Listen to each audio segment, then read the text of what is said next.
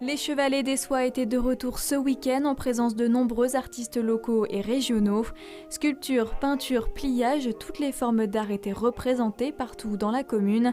Et cette année, l'heure était à la nouveauté avec des ateliers démonstrations. Alors cette année, l'édition des Chevalets est un petit peu différente des années précédentes. On a mis en avant le fait d'un partage entre les artistes et le public, que le public puisse participer un peu plus. Donc nous avons privilégié l'accueil d'artistes qui partagent leurs techniques. Et c'est le cas d'Alain Giacomini, plieur-froisseur de papier, qui a attiré les curieux en leur montrant son atelier basé sur l'origami. Il plie et froisse des serviettes de soie afin de végétaliser des formes. Je les dégonfle, après je prends une petite paille, j'ai un petit peu soif.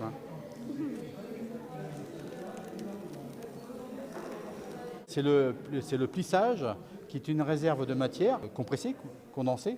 Et quand on le déploie, là c'est par le soufflage. Par rapport à la structure, et là c'est purement un pliage d'origami au départ. C'est les lignes principales sur lesquelles j'applique un froissage à partir du bec de soufflage. Il faut connaître quelques règles d'origami déjà pour construire la forme au départ, qui est purement origamique. Et ensuite appliquer un froissage. Il faut être patient, ça ne se fait pas tout de suite, il faut un quart d'heure, 30 minutes, voire 1 heure pour obtenir un froissage efficace.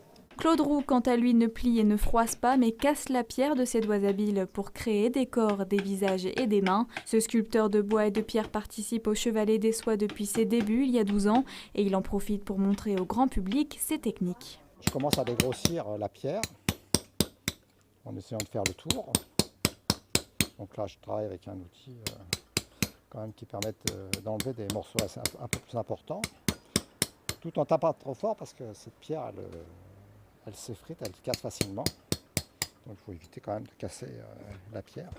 Les ruelles et places des Soies étaient également ouvertes librement aux artistes locaux, un moyen de mettre en lumière la commune à travers leur regard, presque digne d'un Renoir.